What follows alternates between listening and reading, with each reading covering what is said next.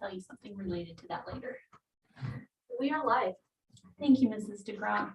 We want to welcome all of our visitors to the meeting today. Thank you for coming. We'll go ahead and call our meeting to order. And Mrs. Rigby, would you lead us in the pledge?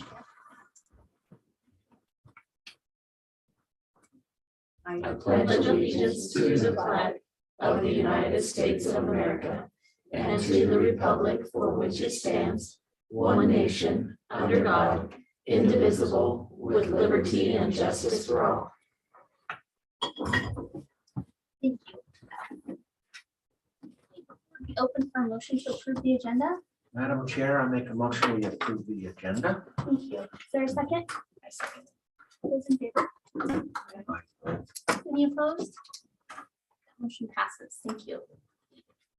The board be open for a motion to approve the minutes from our previous meeting. Madam Chair, I move that we approve the minutes from the January 20 meeting and the February 8 meeting. Thank you. Is there a second? Those in favor? Aye. Any opposed? That motion passes. Thank you. Mr. Williams, we're ready for your report. Thank you, Madam Chair. I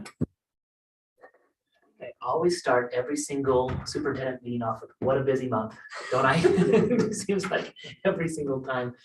And no exception with this month, but a lot of fun things that I'm able to share to the board and to our community. As a superintendent, I've been able to attend the Region 6 superintendent meeting. That's with the ones in just this area. A lot of the things that are talked about at that meeting this last month are dealing with legislative issues, looking at keeping an eye forward. We have that on the agenda a little bit later, so we'll touch on that. The second one was Day on the Hill. Mr. Schmidt was able to go over and represent the area. I think we'll hold off on comments on Day on the Hill until also the legislative update. We have it in the discussion. In the discussion time. And then I also, after the Day on the Hill, yesterday I was in Boise as a board member on the Idaho School District Council. We had our meeting yesterday. Again, some of the things we talked about, again, our speculations on insurance and other things, some fun things that I don't want to say fun, but it's just different things that the Idaho School District Council is able to offer to other superintendents. So I appreciate that I have that opportunity to be on that board and been busy with it. School board, besides the Day on the Hill where Willie was able to go to, we had our work meeting on the 9th. Appreciate everybody here on the board with what they're doing. Quick update on all of our different departments. Technology, our outdoor cameras are in and updated. The fiber optic lines are nearly completed. I'll need to follow up with Mr. Weeks on the technology, but it's been the last couple of days, our cameras are being upgraded and finalized on the outdoor stuff. Maintenance, grounds custodial. Been having bond discussion with Mr. Soderquist. We did have a specialist come in to look at the auditorium lights. Tanis, you were there with them on that. It's exciting to be able to see those different projects. We have other projects going out, remodels on the gym. The quick good news, I guess, on the bond is that we're getting these projects in place. The part that I do want to thank this board for being aware that initially we talked about having a lower amount, and the discussion came from the board saying, are you sure it's going to be enough with the instability and all the prices? And we are seeing that some of the prices are a lot higher. We may have to revisit some of the projects. That will be for a future discussion as we get that in, but it looks like we want to make sure that we have our building facilities like the roof, the auditorium, the gyms taken care of first before we get into even the track and other things like that. So those will be some of the discussions that we're going to have. Food service coming down the pike. The last couple of years, they've been able to offer free lunch to any student. That's that was a COVID waiver, but it's looking like this fall that they're going to have to go back to only offering free and reduced lunch to those that put applications in. And so that's one thing that's going to be a change. We're going to have to remind people about that, but Mrs. Ward was just making sure that that's out in the open. We're starting to communicate that. She still has some struggles with trying to get food due to the supply chain. Sometimes some of the orders don't come in, but she's doing a great job of of being proactive and getting the food that we need to. It's been a hassle for her, but she's doing great. Thanks to Mr. Pincock. He wakes up early and helps me observe the roads and on the weather. And we'll talk more on that when we have our action item coming up.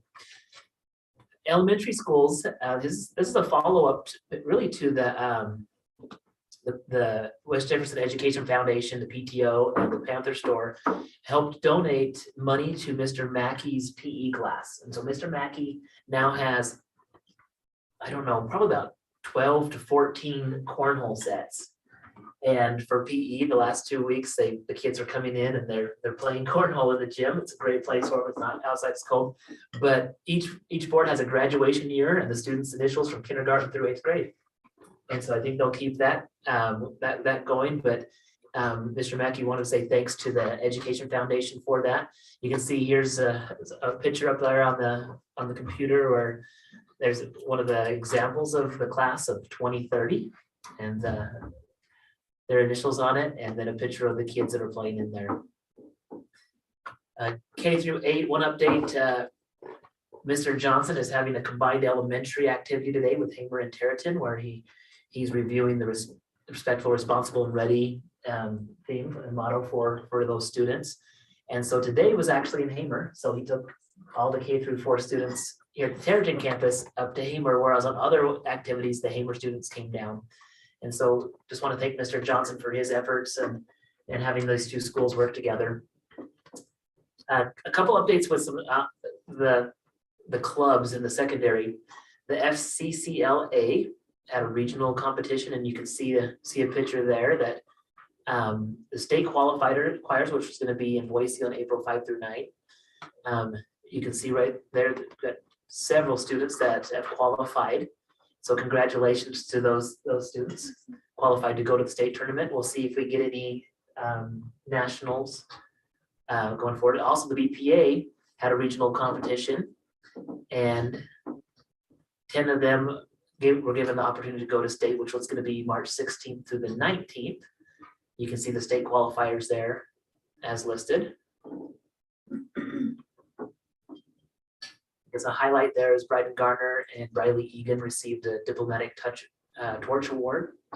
And thank you to both of our advisors for the FCCLA, which is Mrs. Robertson and Mrs. Stedman for the BPA.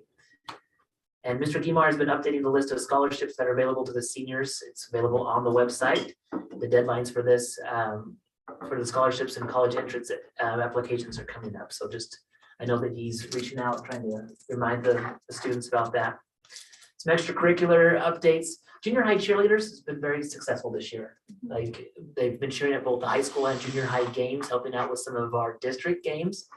And those that have been in attendance at those games had a lot of comments just saying thank you to our junior high cheerleaders, our advisors, Jory Ramirez and Lacey Munoz helping out with that.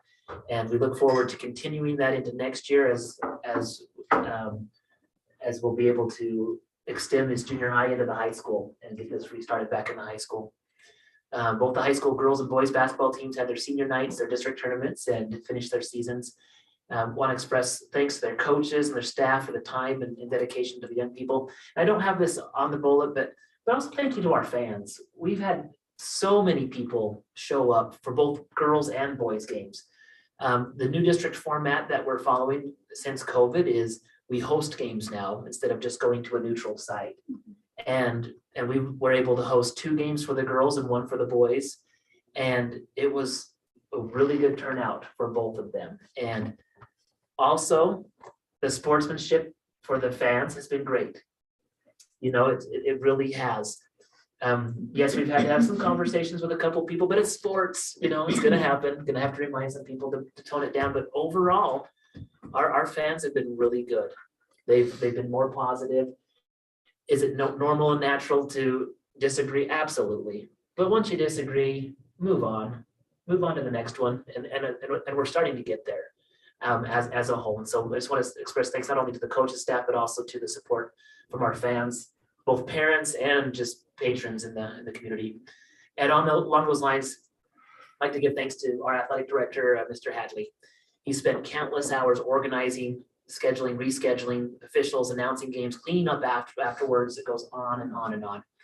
And we've been told by several of our longtime coaches that he's the best athletic director that they've ever worked with. And so we appreciate Mr. Hadley and all that he does. Definitely at times when you're in a gym 21 nights out of 25, or some type of activity. Really appreciate him. Wrestlers, we had our district tournament here.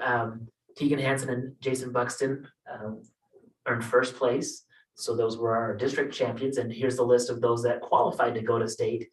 They're actually leaving this afternoon to go down to Pocatello. They'll have practice there at the Holt Arena, stay overnight, and then start wrestling tomorrow. So good luck to our wrestlers, and wish them the best of luck.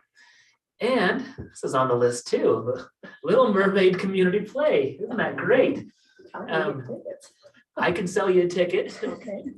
I'm a cast member on there. And sitting beside me is also going to be one of the technicians. I don't know how I don't know Mrs. how Cherry that got wrapped up into that, I don't either. but it's a community pit play where They're really digging at the bottom of the barrel there. and so Tanis will be helping out with the lights and the microphones. Good stuff. And here's a list. We have lots of students that are going to be on there as well. So I didn't do this just to highlight Mr. Williams. All right, I'm just a side cast. It is a He lot gets of help fun. building his report. It is a lot of fun. I hope people will come and support it. Oh, it's going to be really fun. And that's why I'm excited for our bond money that the community has given us to invest into our auditorium.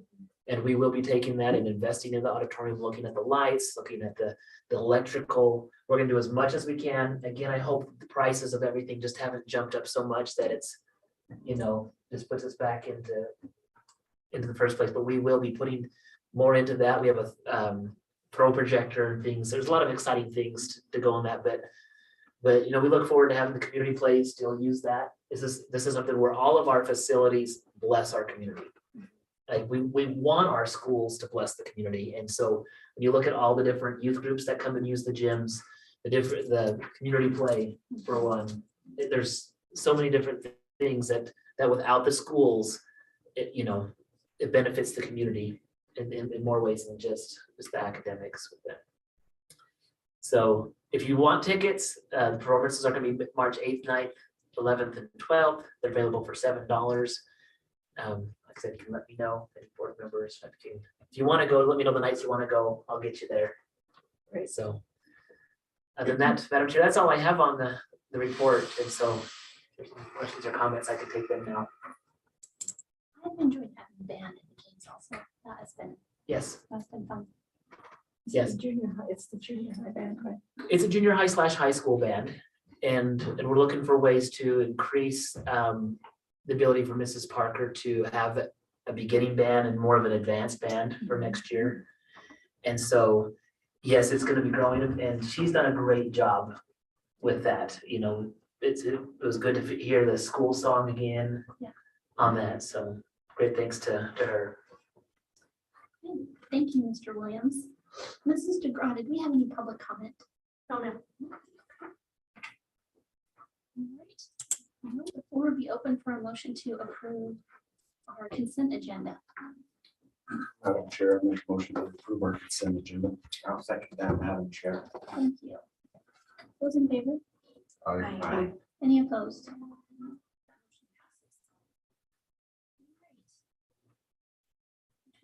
All of this, when we have Mr. Harrelson here.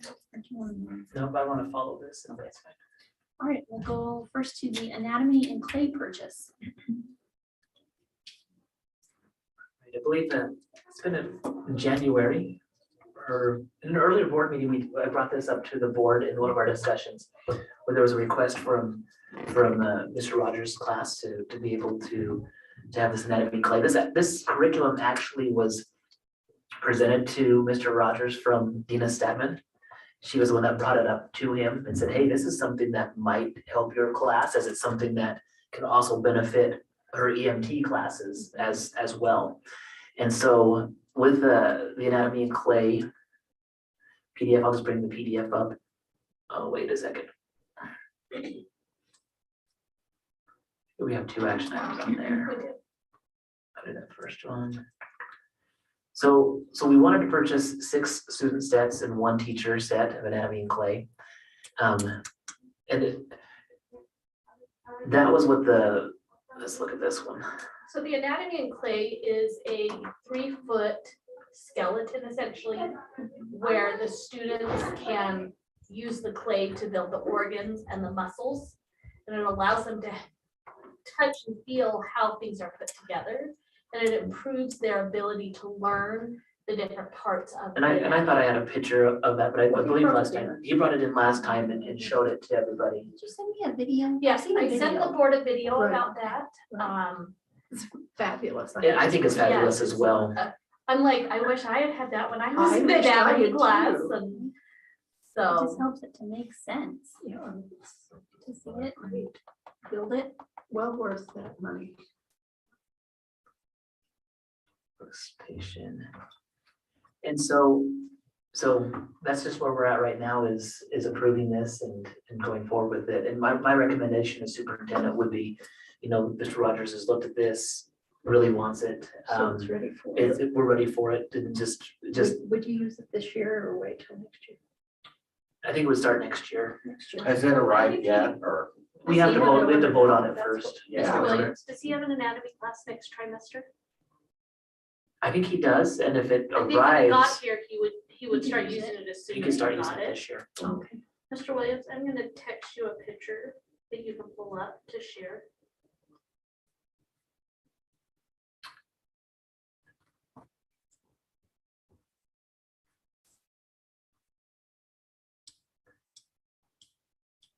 I wonder how many times you can use that clay. He said, and I can't remember. He's cut multiple times. Oh, a lot. Yeah. And there might be even some times where kids are so proud of their creation that we could give them an option of purchasing it, and then we just repurchase a new one from there. But I think we all remember, I don't know if we need the picture of it in this. I think we're good. Okay, the floor would be open for a motion on the anatomy and clay purchase. Madam Chair, I make a motion that we approve the anatomy and clay purchase. And I'll second that, Madam Chair. Thank you. Those in favor? Aye. Any opposed?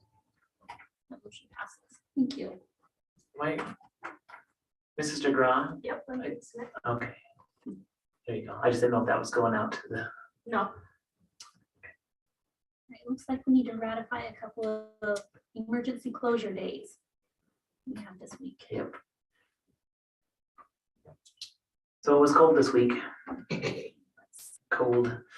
So as per Idaho code, the school district cancels a day of school, they must certify the reason for the closing and for the emergency closure. And so Tuesday, Wednesday, we did close school down for extreme weather related conditions.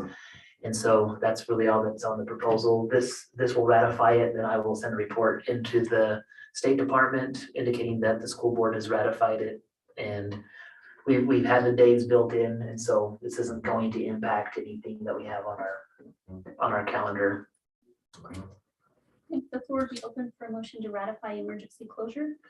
Madam Chair, I make a motion that we ratify the emergency closure of school on February 22nd and 23rd of 2022. Thank you. Is there a second? I'll second it. Those in favor? Aye. Any opposed? Motion passes. Okay. Now, Mrs. DeGraw gave us a couple of calendars to look at. So we do have some proposed adjustments to the calendar that I wanted to present to the board. On the action item proposal that will be up, and we'll go and we'll talk about this. Feedback from the teachers on the blended days was that we wanted to spread them out throughout the year. And so last board meeting, I came to the board with, during the discussion time, is to saying, here are some ideas on what it would look like to have our blended days spread out throughout the month. But also with these proposals, we would put one professional teacher day per month. and put 2 more days back into student contact days. And so really the difference between proposal 2 and 3 comes with the harvest break, whether it's going to be a Monday through Friday for 2 consecutive weeks, or a split week where it starts on a Thursday and starts back up on a Thursday. And so that's really where we're at with the 2.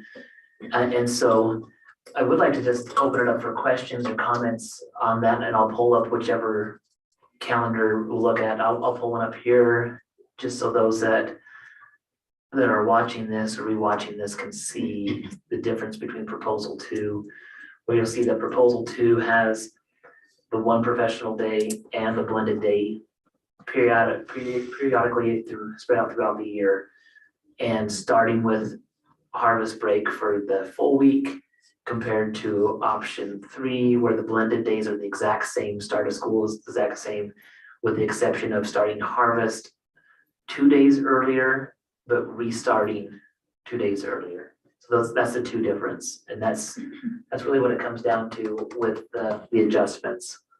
So I'll stand for questions. Didn't we ask Tyson to ask some people? They thought. Yes, and their response was they kind of like a split week, because some go earlier than others, and some will base off this schedule, but the response I got was Mr. H.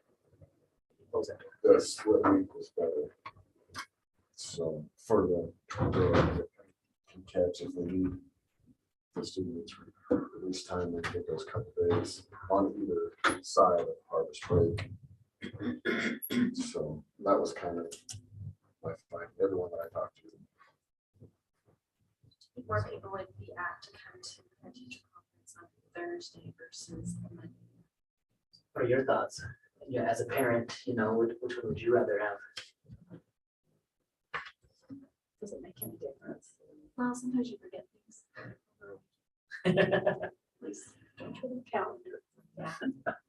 I don't know, I kind of like this split and having a teacher conference on Thursday. A lot of this just kind of based on what the weather's gonna be from year to year also, just a consideration. Mr. Williams, is there an academic or financial reason to not split? Depending on, so the question is if there's an academic or financial reason, you could make the argument that it's easier for teachers to teach a full week of instruction based off of 3-2, but it's one of those things that our teachers could be flexible on that. So the academic one, I guess, it just depends on what you look at it. If our teachers are going, oh, I'm so handcuffed, I can't do anything but teach in a full week. No, you could do it. You might have to reteach that following week on something. For the financial side of it, it really depends on whether or not we are in an enrollment-based or an attendance-based funding formula next year. If this is the case, what we're looking at on those days there, and this is where I do feel like it's going to probably be an enrollment-based next year. But we still have to wait until it's actually finalized with it. If it's an enrollment-based, the split one doesn't, it's neutral on whether we if we do the split one, there is the potential that our attendance is lower on those days. And if it is lower, there are other safety nets that can go into that. We could request to the State Department to not count those. You can exempt a couple days and say this is the reason why. So I don't think that should be the reason why we decide one way or another. I think whatever the school board goes for, it just whatever we think, and even this year it seemed like Willie, you're right, it's the weather. The last couple of years it seems like people there's 2 different things. It's not completely the weather, and it's not completely potatoes, because I think those that are chopping, does it really matter when you start? You'd probably, if you could pick your dates as Start September. You- Start early. you start early. I don't know if it really gives you much more, but it kind of does. But what I've found with the potato farmers, maybe this is what Tyson, what you found is, we have those that have the early varieties, And North Dakotas.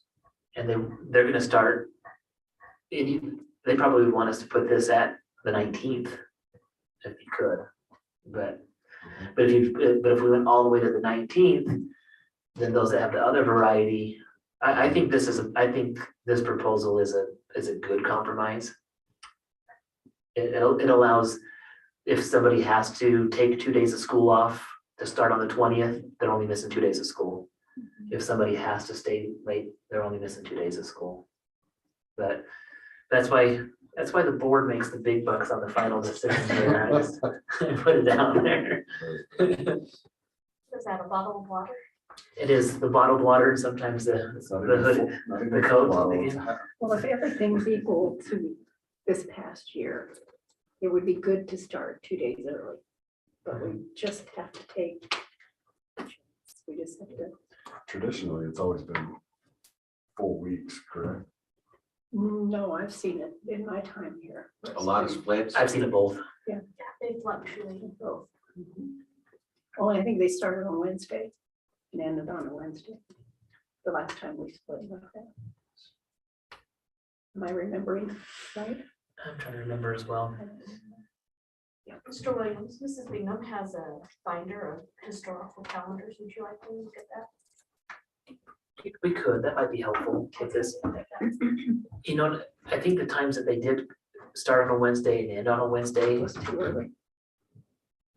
but I think on the 1 year, we put a teacher professional day on like the 5th. Is what we would have done. This last year was 2 full weeks. It was, Yes, last year was. yes, it was. Does it put a hardship on the teachers to have a parent-teacher conference a day immediately following a day of school? It's not easy, but it's something that I'm sure would be okay. You know what I mean? It's like they just have to work through it.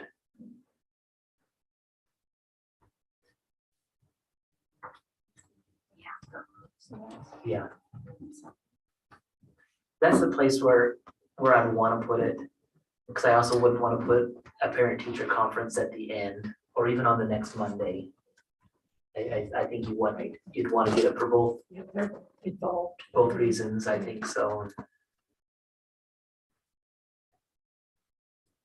Been lots of years since they split it. I think from So, business standpoint, it's probably easier to not split. so when you say financial, like just payroll and everything else, it might be easier to not, is that what you're saying? Just as another factor to look at. So this one, No, that's 2 weeks.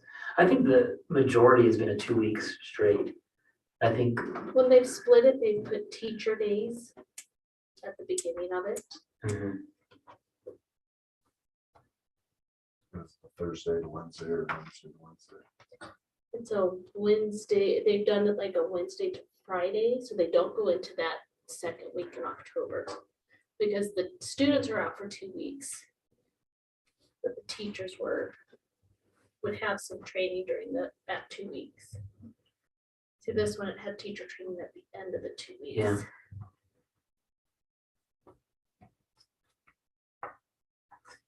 you know, the only difference, because I could pull some teacher work days down on that, but what that does is it takes away student contact days. Mhm.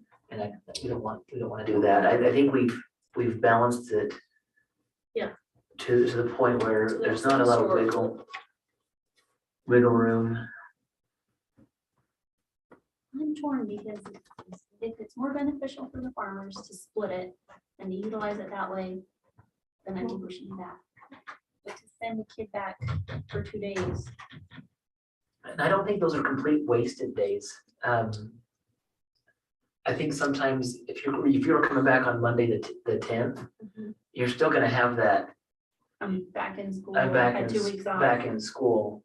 I think it's one of those things that teachers can get back in and get the routines down, so you're going to be more effective on the 10th. Yeah, that's true.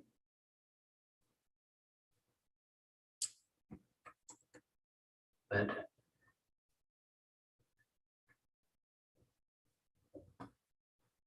and I'm not making it easier for you guys on this one here because Well, I think, either one of them would be fine, but hearing the feedback, yeah, we've had feedback and that seems to be the way they want it. Let's try it. well, and here's the other thing.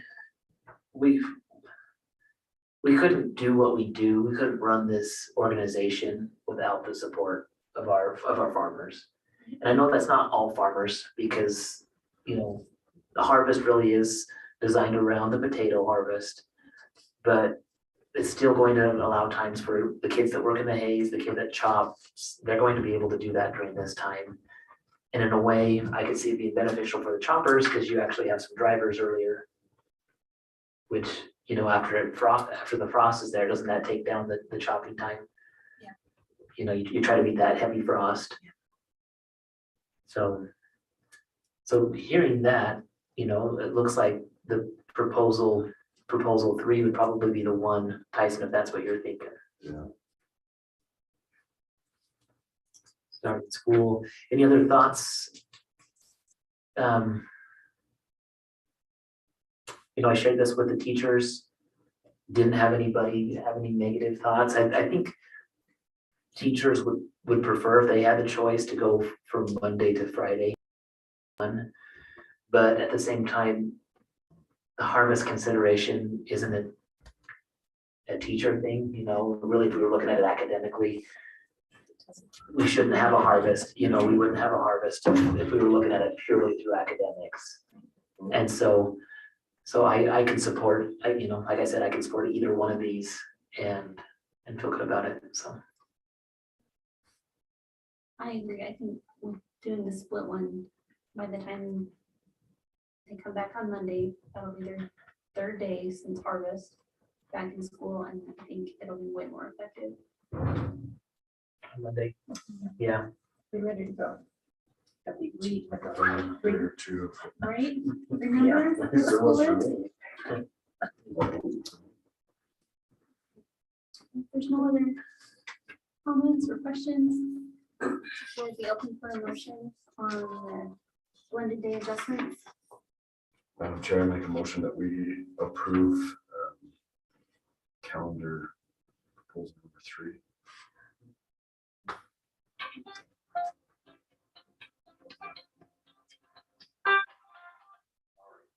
Is there a second? I second that. Those in favor? Any opposed? That motion passes. Okay, and finally, GASB 75, which I sat down with Mrs. DeGraw and tried to have her explain it to me, and I'm still not sure I understand.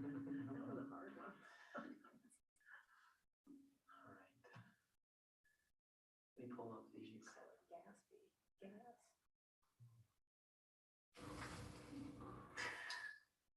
So, Mrs. DeGraw, she stepped out, but I was gonna have her talk on this with the GASB 75 valuation. What it comes down to is during our annual audit, the auditors have to follow certain steps. And if there are certain things that aren't taking place, they have to indicate that they reviewed it on anything. Like when you look at the audit, they talk about things like dual control and fraud control and everything like that. And anytime that a budget changes or moves, so if we exceed a budget, which sometimes we do, like in years past, like our migrant budget was for $3,000, but we spent $4,000. They have to come up and they have to highlight and say, hey, this is what we looked at, but they're gonna make the changes.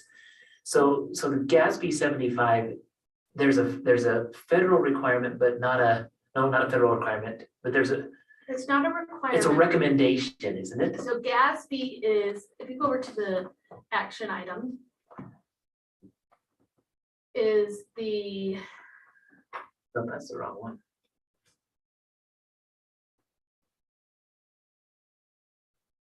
Government Accounting Standards Board.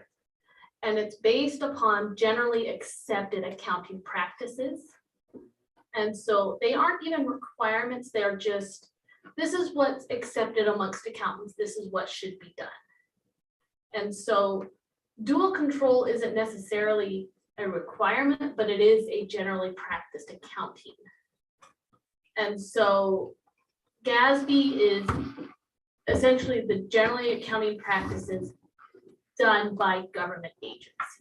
And so the auditor, when they come in, they're going to be following all of those, but there's a recommendation that we have an additional, could it be looked at this way? It's an additional audit. It's additional audit on the audit, Right. is what it's asking for, is an additional audit on the audit. And when we look at that, The last time that, it costs us $7,000. the last time we did it, it cost $3,000 and then it was an 8-page report. And the majority of it were things that were just pulled off of, When did we do it? in 2014 or 2013, I believe. Oh, Yeah, this And is, I was then- gonna say, I don't remember. this would It's for be, 3 years. this is GASB reaching out to us saying if we would It's not like GASB, it's an actuarial company to actually perform. to perform it. So this is a Yeah. proposed, So if we wanted to do this for Service. next year, we would have to pay $5,000 the first year and then 2,000 every year after that for an 8-page report that's not required. It's just a recommendation. Right. And to me, it feels like this is a board and we have different things that we're supposed to follow. There could be, like, if there was a requirement that we had to follow up and do our board norms afterwards, but we had to pay somebody to come in and make sure that we were doing it. That's kind of what it's all about. We still have, we're meeting all of our legal requirements Correct. by not doing this. The only difference is when we do have our audit, and we have our report and the finalized, there's That- one line that there'll will be say one line. government activities and it'll say qualified. Which means there's a qualification that says we aren't meeting all of the activities that the government believes we should be.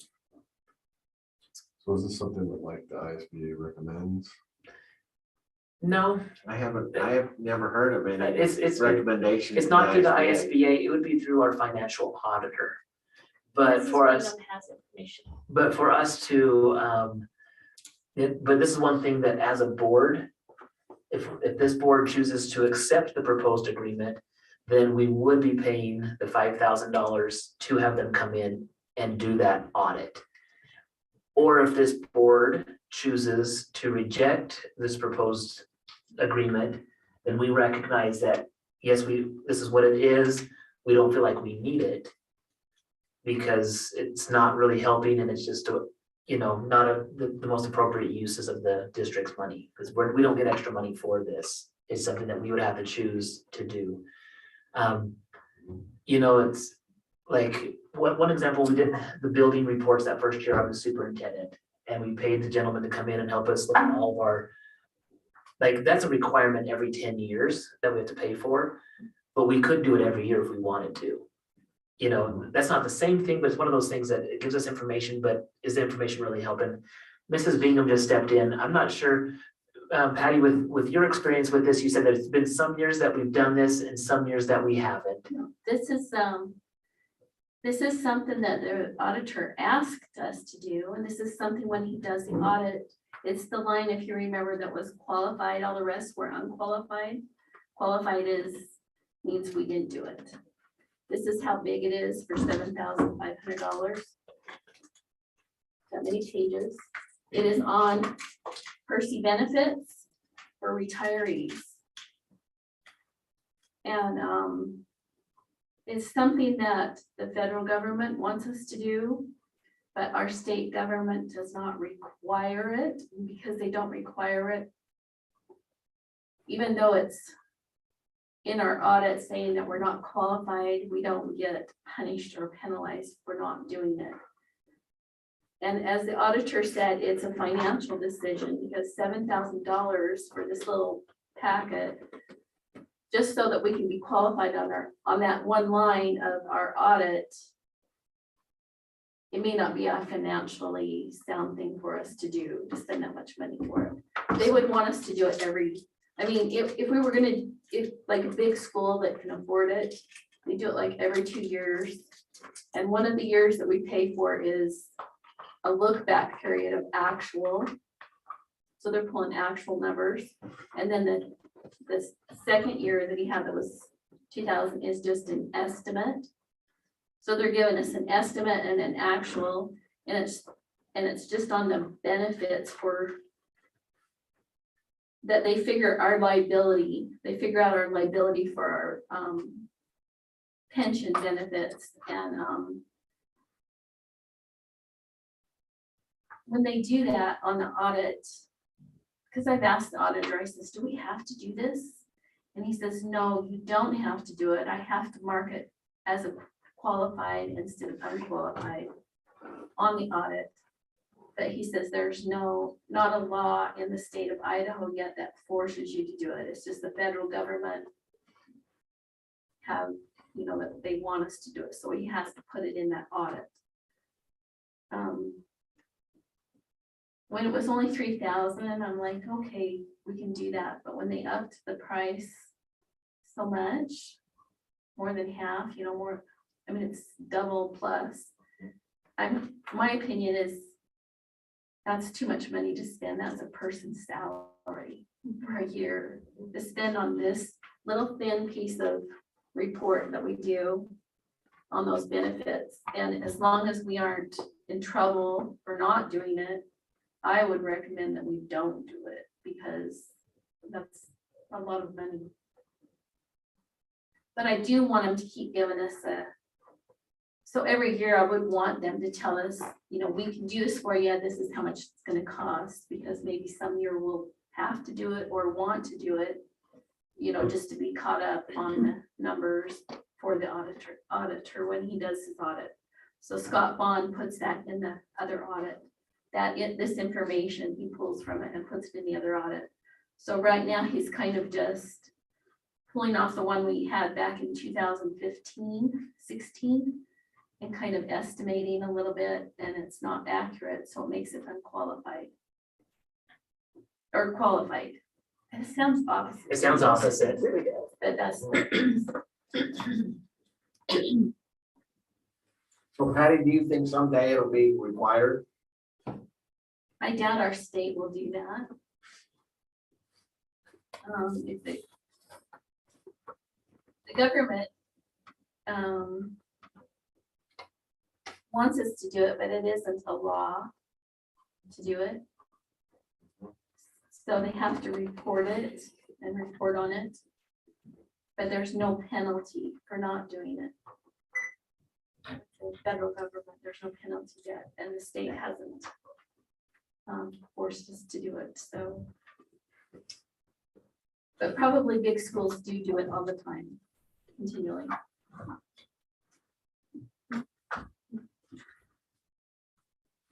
Imagine schools our size doing this every 2 years. And I haven't asked other business offices on what they're doing, but I have reservation with saying that, like, if you're asking me for my recommendation, if it's not a requirement in the state of Idaho, and we're not being asked to do it, and honestly, in the review, our own auditor, I think his biggest concern for us as a district, when he says, I have to put this as qualified or check it that it's an issue, he doesn't want to create a problem for this board. He doesn't want to create a problem for me or for Patty, for people to come in and say, why aren't you guys doing this? Because somebody could take a headline and say, West Jefferson audit, or West Jefferson's financial audit had a qualified finding. But the qualified finding is only off of a recommendation and not off of a law, but he has to put that in as part of his audit. And so I think if the feedback we would be getting from him would be, this is helpful and it clarifies these things, it'd probably be worth it for you. We haven't heard that from it. Patty, have you heard that from him? No, when he comes in August or July, whenever, to do his audit this year, when he's giving that audit, he'll go through that line item and And you'll remember in your mind, we start saying qualified, unqualified, unqualified, unqualified, unqualified. And you can stop him right there and say to him, what does that mean? And what is it? And why do we have that? And he'll explain this to you, this actuary valuation. He'll explain that to you. And he'll probably explain to you that it's not required, but it's, you know, they want you to do it, but it's not required. It's not an actual finding, but it is something that is in our audit and shows that we didn't do this. So you can ask him about that and find out more information from him to help you understand. So if you just kind of remember when he comes and he starts going through that. This is what he's talking about, this little thing on benefits. So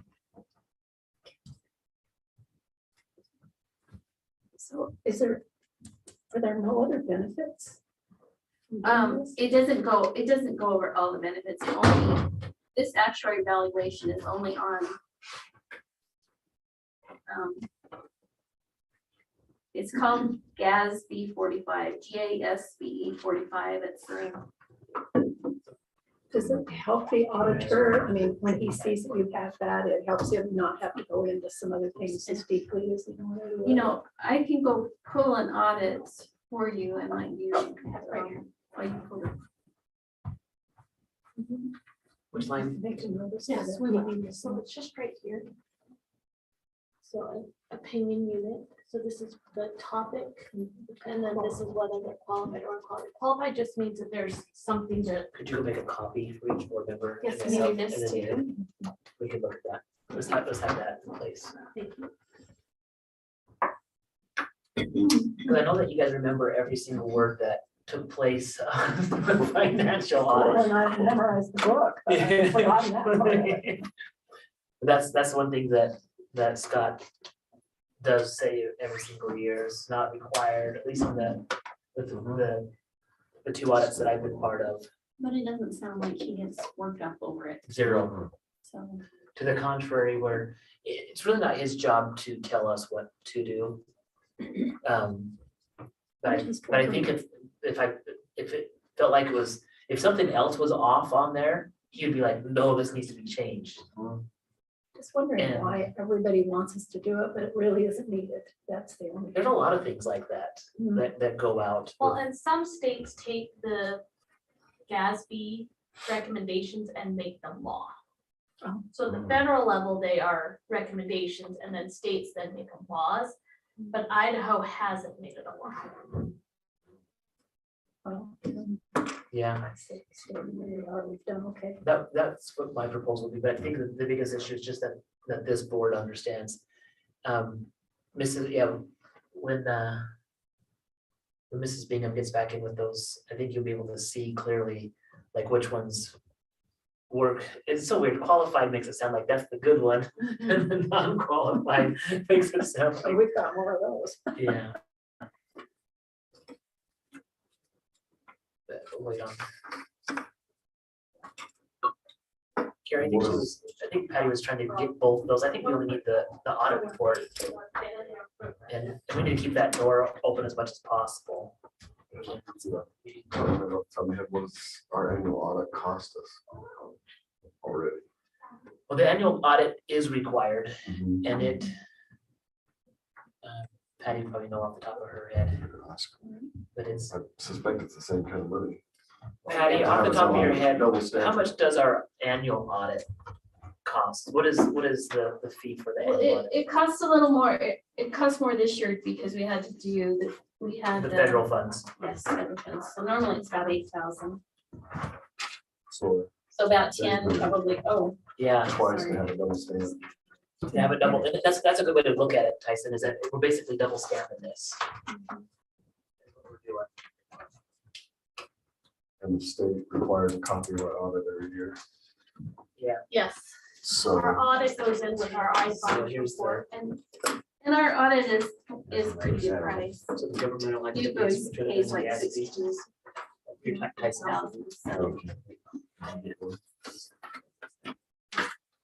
But if, we'll get these posted on Yes, board I'll add docs. those on board docs. as well, but you can see that the governmental activities is qualified, the governmental activities is the GASB. And it's 45. If I see that we do have, I have an error on that, my. No, I think it's changed. Is it 75 now? This was, I think the updated one is 75. is that like 2.0, 3.0, Yeah. 4.0? Makes you feel more like, So this isn't the current, because that's from 2015-16. this is the GASB $4,500 one, this is the GASB $7,500. Right.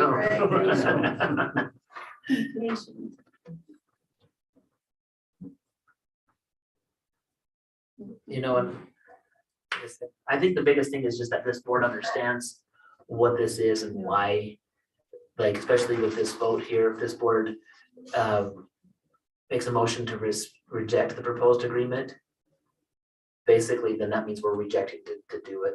If you accept it, that means that you're wanting to go. Is that how you read that, Carrie? Rejecting. Like rejecting it means we're not going to do it. We're not going to take this and we're going to, And accepting it means we want to have this done. if you accept it, you want to have this valuation to take place. If you're rejecting it, we're choosing to not have this done and taking the qualified note in our audit. Perfect. There's no further questions. The floor will be open for a motion on the proposed agreement to complete evaluation on the district's post-employment benefit plans. Chair, I move that we reject the proposed agreement to complete evaluation of the district's post-employment benefits plans. Thank you. Is there a second? Madam, go ahead. All right, those in favor? Aye. Any opposed? The motion passes. Thank you. Okay. District organizational plan. We have some admin in here. We're gonna jump to 5.3. All right, so yes, we'll jump from 5.1 to 5.3. So Madam Chair, I just wanted to take some time with our school board to present our district organizational plan for the upcoming school year. In this plan, it does not go over all the details of where every single teacher is going because those things are in place. And as well as looking at the different support units that we are estimating that we're going to generate. So this time of year, it's fluid. I take into a lot of different things as we're waiting for the budget to come. I'm looking at our projected attendance or enrollment, depending on where the State Department, not State Department, excuse me, the legislature goes with that.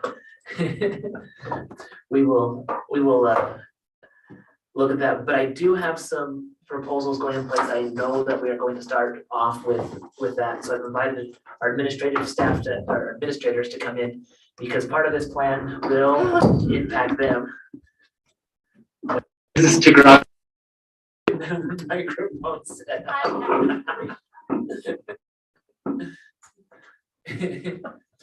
Be careful. Crash.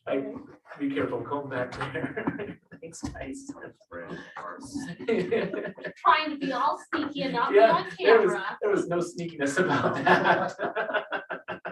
Time to go home. I think. Done.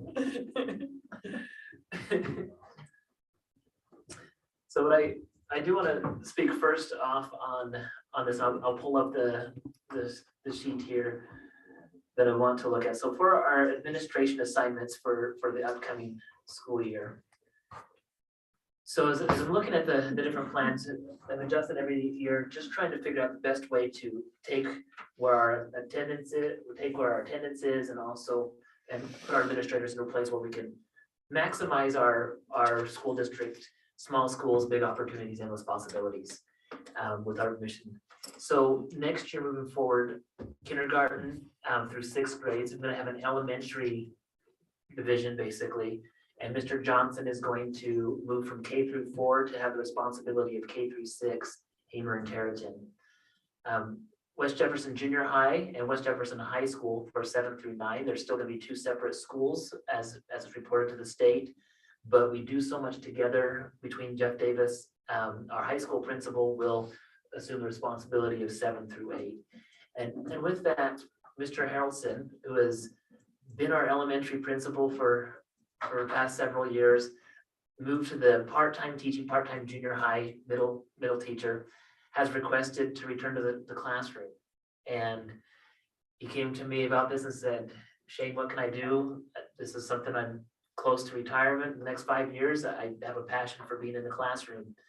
And we're going to continue to have Mr. Haroldson continue to help with student supervision and supervise student activities, helping out with that. But with that, there's always the maybe somebody will hear this and go, what did Jeff do wrong? And as that's a personnel issue, I've invited Mr. Haroldson to come in and just speak on this just a little bit. But I've already reached out to Mr. Johnson and Mr. Davis. Both are excited about this new opportunity. And I guess at that time, you know, Jeff, this is discussion time, so I'm gonna invite you up. You can talk on this. And, you know, you can put the camera on him so people know that he's not being forced to do this. There's no gun, there's, you know, he's just. Does that look good? But Jeff requested, he asked me when he first came in and said, is there a way that I can come in? Do I need to sign up for comment? I'm like, no, you're not gonna sign up for community comment. I'm gonna put this at the discussion time and you're gonna be able to come in and talk about it because Jeff, you've done an amazing job and I don't want to get emotional with this because you have. And you've done an amazing job and I'm excited for you and it takes a lot of guts to be able to say, this is what I'm passionate about. I would love to stay back in the classroom. And a lot of times, those of us in education, we get to a certain point in our career and we get grumpy and we stick it out longer than we should. And maybe, I don't want to say do more damage than help. That's not what Mr. Haroldson wants to do. He wants to contribute. And this is a way that I think that he can. So Jeff, I'll just give you a couple minutes and if we have to, I'm gonna give you the red light to shut it off. It's like you don't have an hour. Well, I'll answer like you said, people have a question, what did Jeff do wrong? I can say lots of things, but I also did some right things. And anyway, it was exciting to work with Mr. Williams. He's great. I could go on and on. It's great to work with the board from time to time. Very excited about both the gentlemen back here. Just this summer starting to get to know Mr. Davis and he does a great job. Kyle Johnson, doing an amazing job bringing in our reading program and I just hear nothing but good. And so I know that things will continue to move forward. I love the district. I'm grateful that to you, Mr. Williams, and for the board support, the community support to allow me to go ahead and to move to teaching. I've just had so much fun with it and to cut back a little bit on the stress. I was glad that it worked out the way that it did. When I met with Mr. Williams, he was going over some things in his office and things fell into place. I told him we didn't have to do that, but I just presented him with that option for me. And so I'm really excited about it, and I love the community.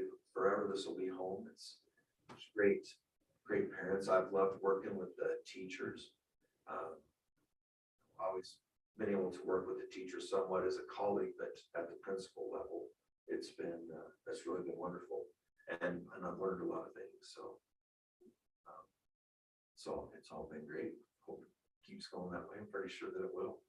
So that's about it. Questions? Nedra. I would have surely thought that teaching would be more stressful than being an administrator, but maybe not for you. I have the comparison of 20-something years compared with the last 6, and It's not. yeah, I would do the 20 again.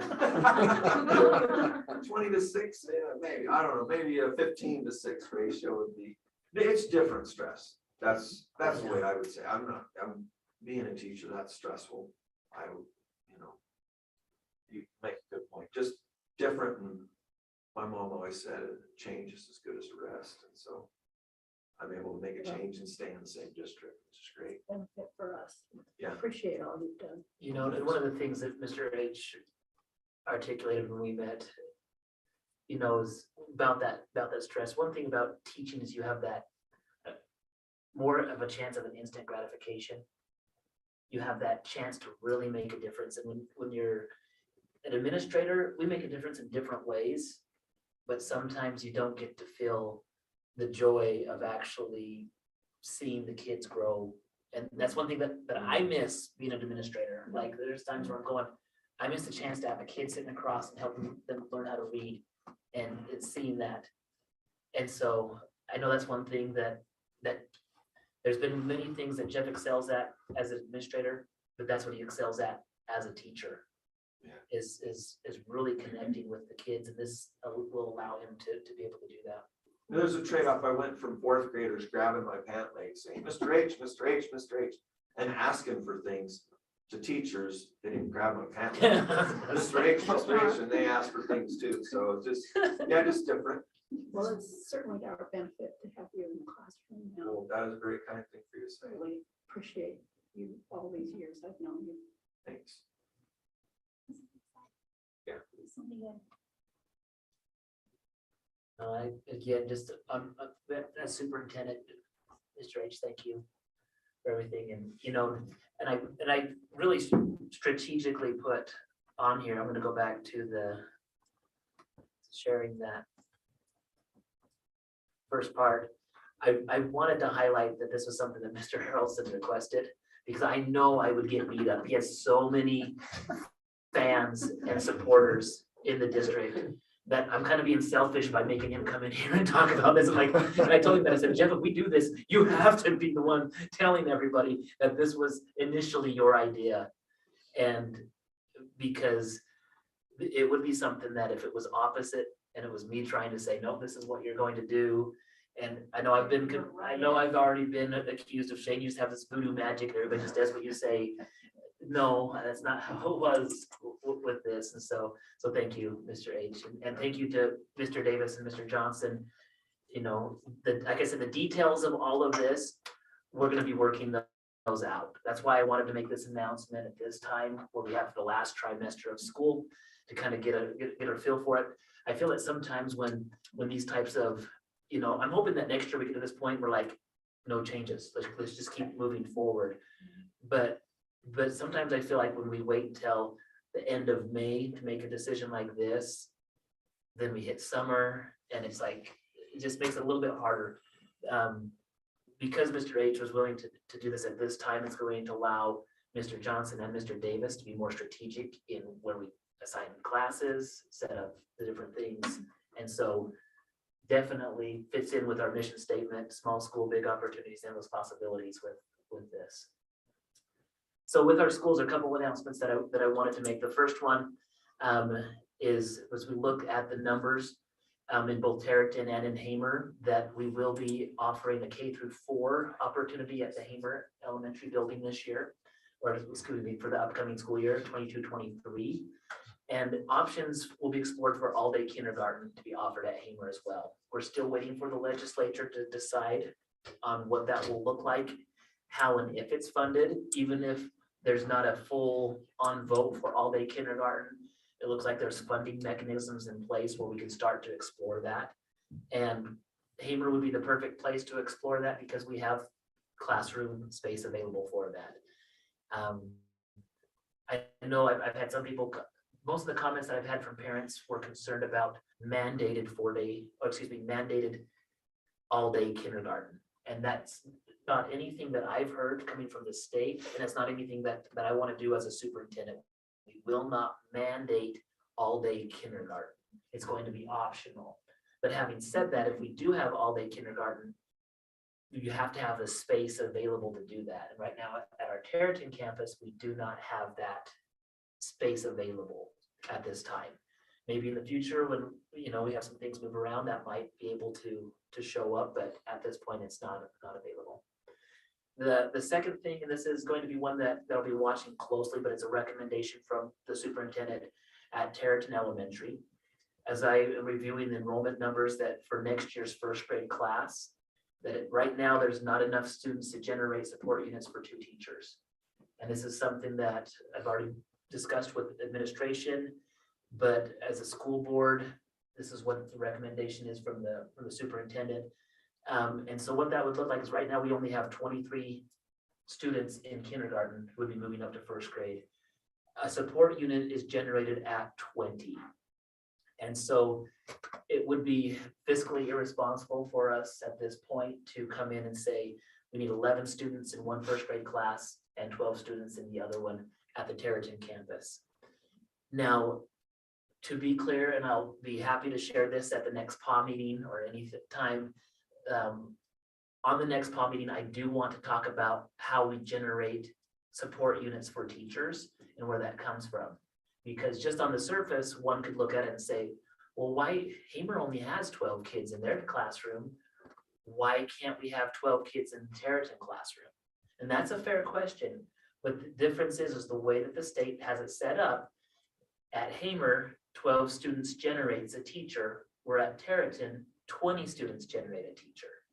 And that's the key element to that. And questions will come up and say, well, why don't we just move all the Hamer kids down to Territon? That would fix the problem. You can't bring those extra teachers with you because those support units disappear. They're not part of the calculation anymore. And so that's one of the things as you look at it. I have said in the past, and this is generally true in most cases, that one of the biggest benefits that Hamer has for Territon is it keeps our K through 4 numbers lower. And in a way, by us keeping our K through 4 in Hamer, our 4th grade in Hamer next year, that makes it so we don't have 25 or 26 kids in each 4th grade class in Territon. So I'm looking at this as a district. I'm not trying to say, oh, I'm palling up for Hamer, I'm palling up for Territon. I hope I'm starting to show the consistency of, I'm looking at this as a district. I'm looking at this as a district superintendent on what's best for all of us. And so by keeping the 4th grade in Hamer, it benefits our 4th grade in Territon. But on the flip side, Territon does not have enough numbers to justify 2 teachers. And so administration is going to have to figure out where we go with those teachers that are currently in place. And that's going to be part of the plan going forward, not part of what's going to be presented today. We do have a district policy 2240 that talks about overloaded class support. And it suggests that when a class gets 24 students in it, in either kindergarten or 1st grade, that we as a district look to put extra overload support. That would be an aide that we hire to put in that class. And a consideration is, well, Shane, what if a whole bunch of kids move in this summer because of all the new housing out here in Territon? And when that happens, you know, if we show up in the fall and there are 30 kids enrolled in Territon's 1st grade, I would come back to the board and say, we need to hire another teacher.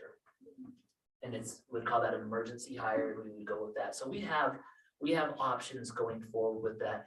I know that there's going to be some concerns because as a parent of a Territon student, I might be thinking, oh, I really wanted that class of 10 because that would be so awesome for the teacher, for that student. Fiscally, I can't do that as a superintendent. And I just wanted to make sure that that's out there as parents hear about this. They might have questions about it. They might question you guys as school board members, and I want you to be informed about it.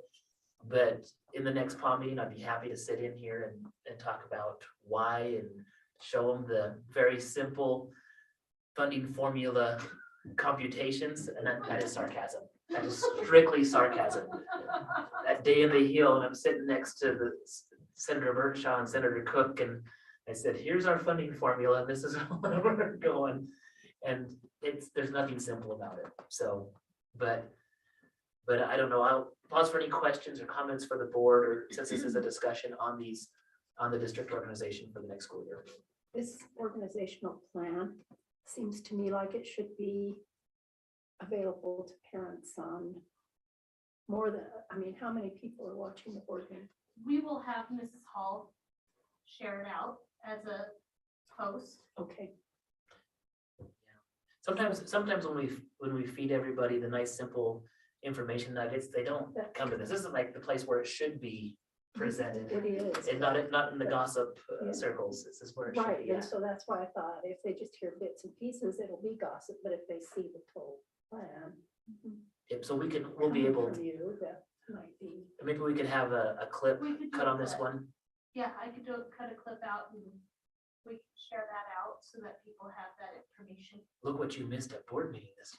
And then you don't have gossip. But this will be attached to our board docs as well as that policy that states class size and overload of those things. Okay, Good information for people to have. it really is, because it It's a good stops suggestion. all the questions that they're gonna have if you have it out there. I appreciate Mr. Williams revisiting this every year and just looking at the numbers and making the decisions that need to be made. And a couple of years ago, it wasn't like this, and it was an absolute nightmare for us as board members. Chaos. And so when people can understand how the support units work, how the funding works, and I mean, maybe not to the extent that you understand it, but just the basics. How many students at Hamer generate a teacher, how many here generate a teacher. And it just, And the idea that it helps with all the overflow classrooms over here, which is really important for caring people and want you to understand.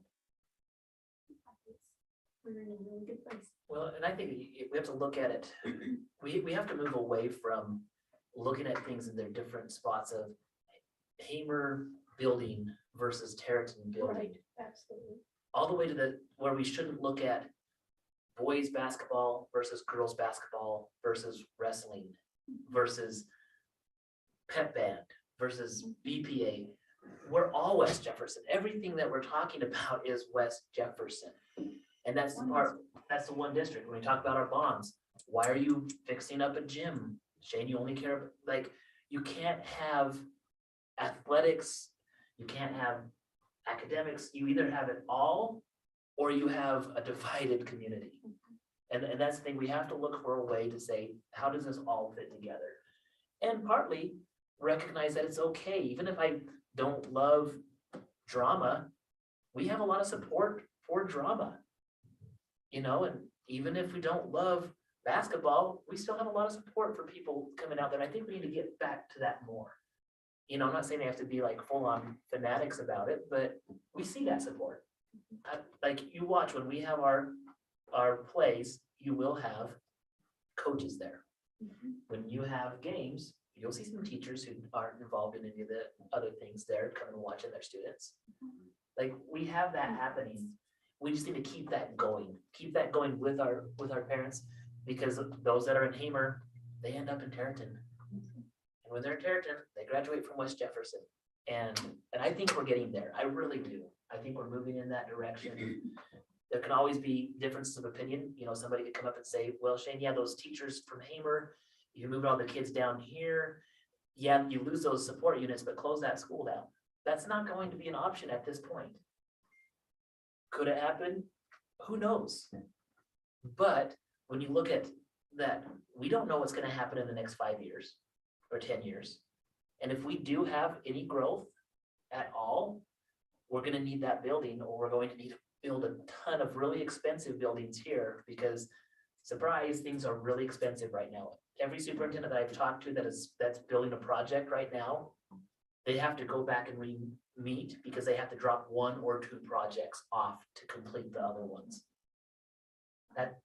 We're probably going to have to discuss that a little bit here with our remodel projects, with just the cost of everything.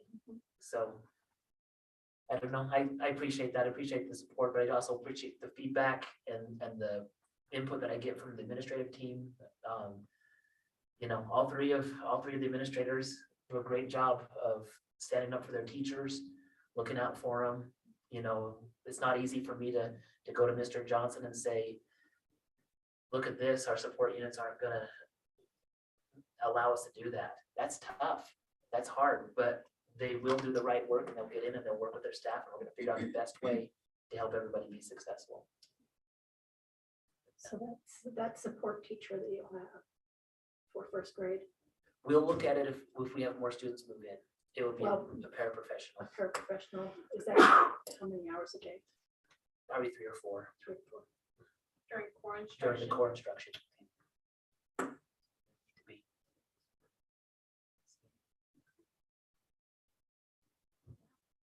So we can jump back to 5.1 or anything else. And administrators, if you guys need to, you can stick around if you want to, you feel free to leave. You know, it's the most exciting place to be today in Tarleton. Thank you for coming. If you. Yeah, you're welcome to head back. Yeah. I was gonna say something. You're always welcome to stay, but we'll get going, because I'd like to be, finish this plus. Let's go back to 5.1 then, the board Okay. norms. Alright, work meeting, this was just our board norms discussion, just wanted to have a follow-up with anybody. A couple of the things that we discussed on that one, emergency closure procedures, professional days, clear communication, increasing time for executive session, all materials available to the board 48 hours prior to the meeting, clear information for relocation and evacuation plan, the CTEL Now app, and maintenance projects. That's kind of what we talked about. I don't know if there's anything else burning with anybody that you wanted to come up, or follow-up comments or questions that you wanted to mention today. Just wanted to have a, We want to a make sure platform. that it was part of our regular meeting to review what was discussed in our work meeting. We need to set a date for our safety team to meet. And Do we want to do that at maybe next month's executive session and do a longer executive session? or look for just instead of doing it, I would suggest not doing it before a board meeting. Okay. I would call a work work meeting meeting. where we go into go into executive session, session.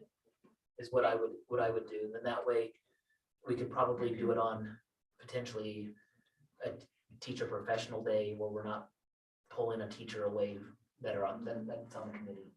What's our calendar for our next set of teacher sessions? It'd probably be in April when we are able to do this. But it would allow us to do it before the end of the school year and get a plan in before. So I'm leaving on April 3rd let's look, for 10 days. so maybe not the April. We'll find a day where we can do that. Okay, good suggestion. Any other suggestions on? No? Okay. all right, strategic plan. All right, so this is a follow-up. We did talk about this in our board work meeting. And I just wanted to follow up that I did meet with our teachers last Friday on their professional day. And I did go over these same expectations with everybody. And so the biggest takeaway on this teacher professional day is I did revisit the district's strategic plan goal and how we could really fine tune this just to say, we want to focus on kids learning, the process of learning and how we know they're involved. That's something that I want to suggest to the board as we move forward into summer, maybe revisiting how we work this. So it's more clear to the teachers on how they can help us get to this. So I mentioned that as a superintendent, I haven't been providing clear expectations on what we want and what we want it to look like when we talk about standards reference reporting. And so just as a review, we did talk about Marzano's high reliability schools or the solution trees, learning by doing, or the professional learning community. And Marzano does have 5 levels that help clarify where we need to go as a district. There is a training coming up in March, a virtual training that I want to sign up for. It's virtual, sorry, it's not in Hawaii.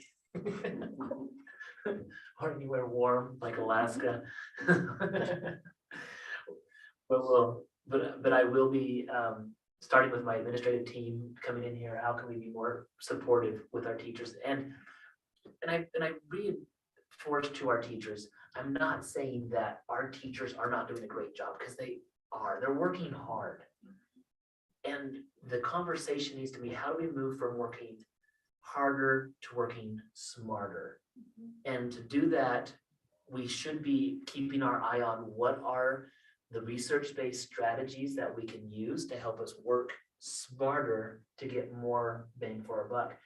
And part of that is escaping out of the traditional model of teaching, where I teach a lesson, I give you a worksheet, I take it, I write it down, and then I give you a grade. And so I revisited that with our staff. The traditional teaching versus standards-based teaching, both are good, but there's even standards-based teaching actually takes us to another level after that. It also then goes to the standards-based grading and reporting. And is, well, what do these look like and why are we being moved in that direction? So I asked them the question, as a teacher, why should I care about standards reference reporting? Like, why is this important? Why am I up here as the superintendent asking our staff, this is going to be important? Why do I want us to get to a standards reference reporting system? What is the push? Why? I'm already teaching the standards, we're getting a grade. Shouldn't that be enough? And so initially, one of the things that we can look at is the conversations about learning versus grades. What are the conversations that we have? As a parent, most parents are saying, are you getting A's in your class? Good, I don't have to worry about it, my kid's getting an A. But if we look at that, if my first grader has a report card that says they get an A, that's not telling me anything about what they're really learning. It just, it's ambiguous. But for some reason, when we get into the secondary, maybe it's because they're teenagers and we're ready to kick them out of the house and we're just sick of them and just give them an A and get them out of here. But when that happens, we're not focusing on the learning. And that's a part where if we're really going to look at this and say, okay, I want to be here for 15 years as a superintendent. I want to be here for 20 years as a superintendent. So I want to just come in and just say, you know what, keep giving them grades because status quo. Or should I look at it and say, there's some research out there that says if we do this and this, we can take it, what we're already doing, what you're already doing by tweaking a few different things and taking it to the next level. Because it increases conversations with kids and kids become more responsible for their own learning. If we're in the classroom and I'm the teacher and I'm trying to get the kids to just please come and learn something, I might be able to take them from here to here. If I'm really dynamic, I might be able to take them a little bit more because I'm pretty entertaining. But I'll tell you what, it's hard to find teachers who are more entertaining than this. Our best teachers are not as good as this. Nobody is. Like, that's unfair. Not one of us is more exciting than YouTube or Snapchat or Instagram. Not one of us. And if that's where the kids want to go, we've got to figure out a way to say, I need to pull you out of that world and get just a little small thing going with how does this work? So the conversations I'm learning, I shared this slide right here, the left side and the right side, and you'll see that there's a clear difference. How are you doing in your class? I don't know. Well, I have a 78. I don't have any missing assignments. The left side is all about quantity. Are you listening or are you obeying? I'm the boss. Are you just jumping through the, not just jumping through the, because will the kids learn on that left side? Yeah, they're going to learn something. They're going to learn something, but could they learn more at a different level? Finding a conversation with a parent I had this week that it is very difficult for them to understand this concept. It is.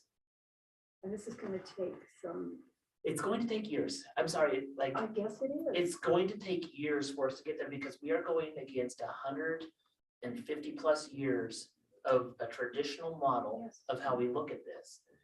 And on one hand, my job would be so much easier if I didn't have to worry about this. Because this is something where you're saying, well, do we have teachers that are doing this? We're starting to. When you look at the right side, the teacher asks or says to a student, how are you doing? I do really well at identifying the key elements of a text. That is a conversation that a student mentioned to a teacher in our district.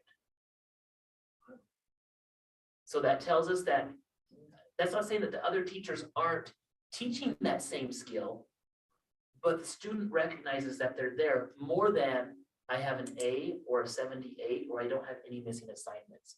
And that's one of the loopholes right now in our blended day. It's based only on missing assignments.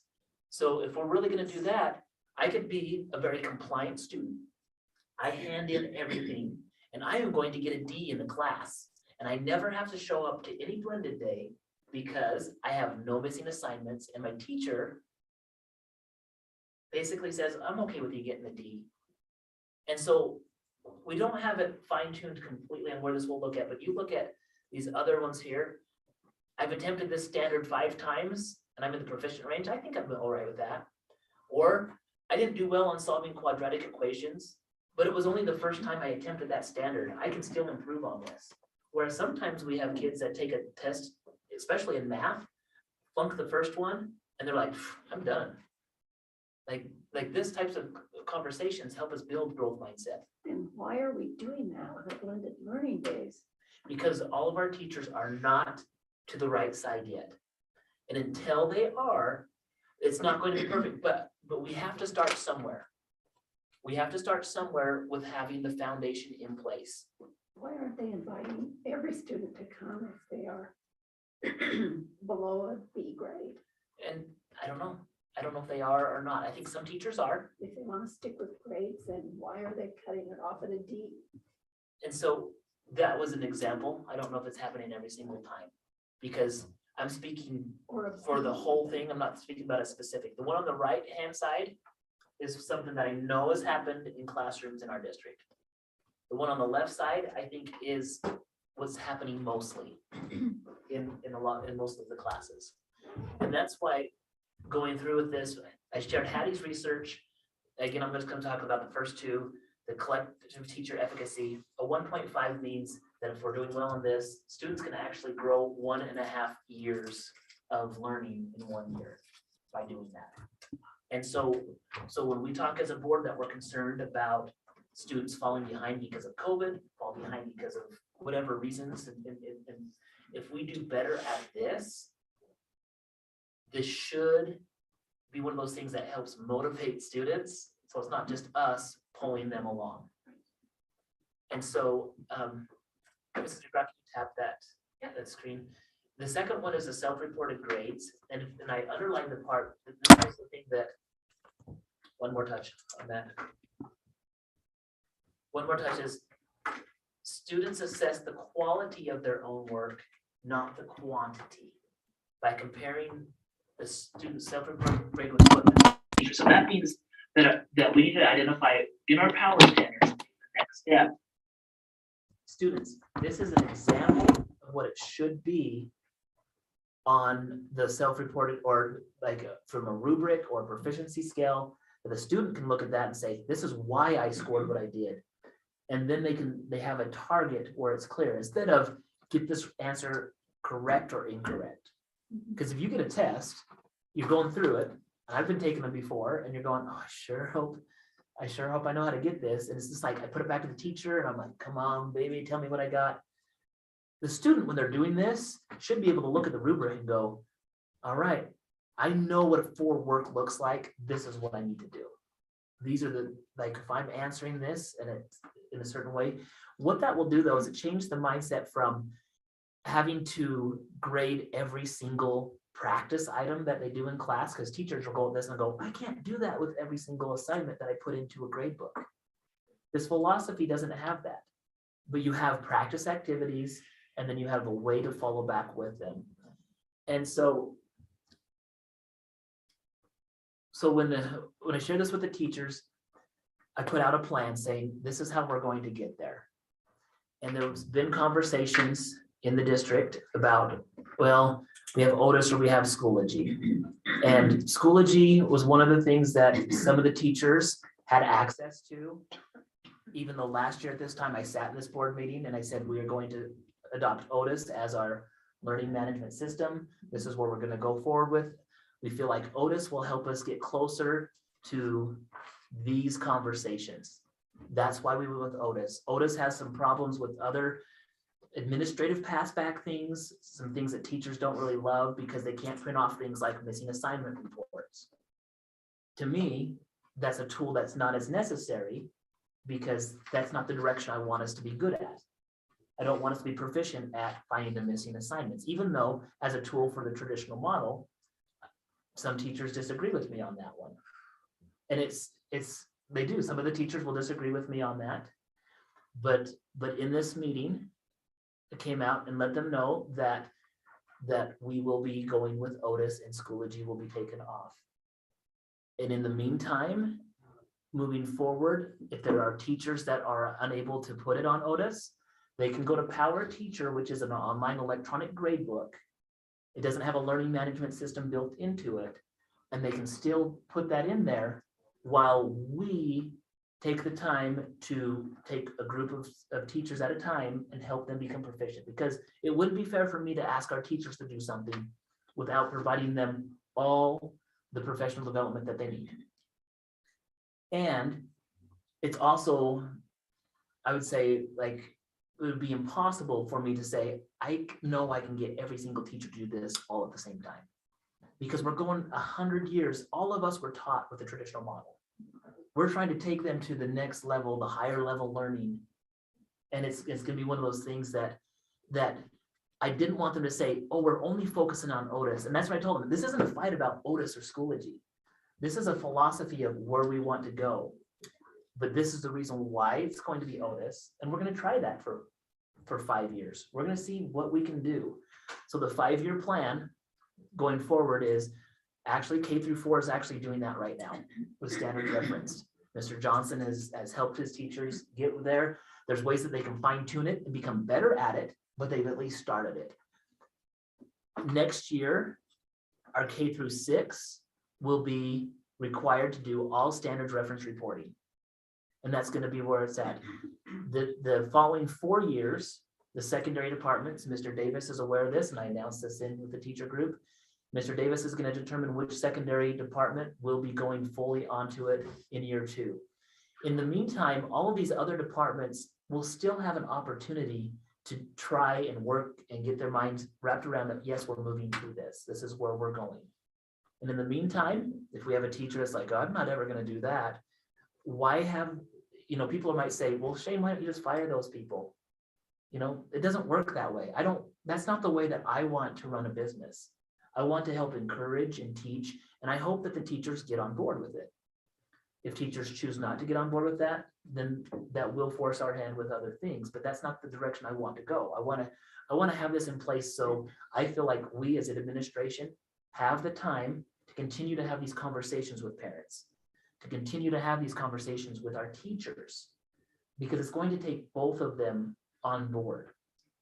I know that in the several classrooms that we are doing this, that we are using, I don't want to say it's not even Otis, but just using those strategies about this is where you're at, this is where the learning is at, that we've had people come in and substitute teach those classes and come back and say, unsolicited, wow, there's a lot of good things happening in this class.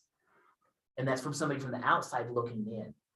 But it's going to take us some time. And that's the goal that I have. And this is the path that I think that we'll be able to be successful with it. So that's, I shared that with you guys during the board meeting or during the work meeting, shared it back with our teachers. Like I said, I'm not looking for buy-in from teachers. I'm looking for commitment.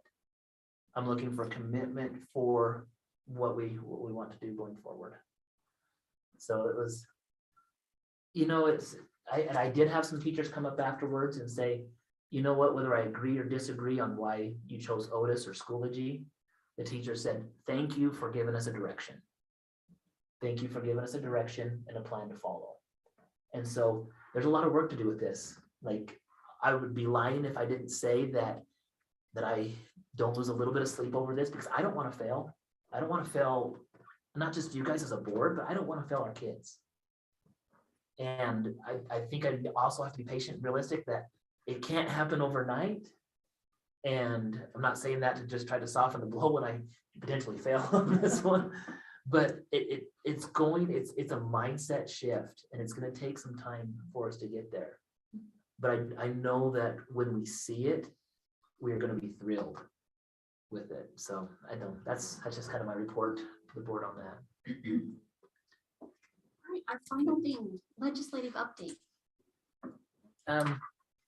Willie, why don't you Yeah. go first on this one? I'll start, Mr. Williams. And then I'm gonna go quick because mine's gonna be, Could be really quick. it could be really quick. So I'll let you share your thoughts on. Okay, this I'm one, on sir. the Idaho State School Board Association, ISBA. I'm the Region 6 Vice Chair. Brian Piper from Madison is the Chair of Region 6, which encompasses this Eastern Idaho region. We had our ISBA Executive Board meeting on Monday as part of Day on the Hill. And Monday morning, we voted unanimously to leave the NSBA, which is the National School Boards Association. No, We left it. I don't It was, know. it was big news. Within about 2 hours, the media caught up to it, and it was big time in the news. The Idaho Education Media Group, they caught on to it real quick. One of the reasons, there were several reasons why we left. Our president, Jason Knopp, he went back to a NSBA meeting, and he came back really disappointed. They don't represent us Western states. Several Western states have left. Montana, we now, and Arizona was wanting to leave. And so one of the reasons why he wanted to leave is because the national group is top heavy. They have too many members. Several members have left because they left with big compensation plans. And so he thinks that the group could possibly be bankrupt within a few years. So we are going to be involved starting in a new organization. It's called COSBA, which stands for Consortium of School Boards Association. And North Carolina has wanted to start the process for free, and then our membership fees will be a lot less than in the NSBA. And also we met and went into the education committee in the Lincoln Room in the state capitol, and they had a meeting on all-day kindergarten. And it looks like they're going to pass it after they figure out a few little details. So it looks like it's going to be an attendance, all-day kindergarten, and go to enrollment instead of the daily attendance. So that's a good sign for the schools. Yeah, and I think the biggest takeaway that I had is, when I look at the Day on the Hill, and I went to day 2 because I stayed for the Idaho School Boards Association. Until it's done, really it's all speculation. And things can change hourly there, as Tyson probably has heard from his dad there. But I do appreciate that there's a lot of good things that are going in that direction. We're going to keep our eye on the kindergarten stuff, the attendance versus enrollment, and then the options for health insurance going forward. The biggest thing with the health insurance is, as districts are looking at the actual costs, that depending on the district and what you have set up, there are some districts that are ready to jump right into the state pool. Ours isn't one. Ours has a few different things that I'd like to visit with you guys about in future meetings, but part of me, I want to wait. But we've been able to share that with the legislatures, and we're not, like I talked with Representative Furness, and I told him, thank you, like this is a step in the right direction. I don't want to come across as being like ungrateful for this. This is a step in the right direction, and at least has them talking about us going there, whether it happens completely this year or this is just an initial step and then they fine tune it next year. Awesome. But it was great. I was able to sit by at the lunch. I was able to sit by Senator Burtonshaw and Senator Cook from Idaho Falls, and just really grateful for their time. We have a lot of individuals who are pro education. There are some that aren't. I won't say their names here in the meeting, but there are some that through their legislation don't value the public education part that we have. And that's the one thing, is that there still are supporters out there, and without public education, if we get into vouchers, if we get into other things that start to strip away from the public education, who's going to be impacted are the most vulnerable populations. because the rich will get richer, those with opportunity will get the opportunities, and it will just separate it out. Like public education really is one of those last things in place to help fight against that. So thank you, Willie, for going to that. And So I sat next to Representative Furnace and he's pro-education. absolutely. So that's really nice to see that. Yep, appreciate those guys, but wish we had more finalized stuff. I'm hoping here in the next month, we'll be able to get that. I know that in the upcoming month, Mrs. DeGraw is gonna be going to a financial, what is that meeting? It's a finance conference for business managers. And it's put on by the state. We'll meet with Julie Overly and Aaron McCoy and some of those people. To help with the budget building and get us. To help us understand what it is the legislators have asked us to do. Patty says it's probably the best conference she ever goes to. So I'm excited to do that. When is that? Next week. Next week. Yep. Super. So we'll keep you guys updated as best as possible. So that's all I have. Hopefully this enrollment plan will go through. I hope so too. It'll really help the schools. No further business before we open for a motion to adjourn. Chair, I move that we adjourn this meeting. Is there a second? Second. Sorry. Those in favor? Aye. Gotta hurry. We're adjourned. Let's go. I need you to say yes. Yeah. Those in favor? Aye. Gonna have a Who's gonna- contested vote on that one. We're still in. Who's gonna say Any aye? opposed?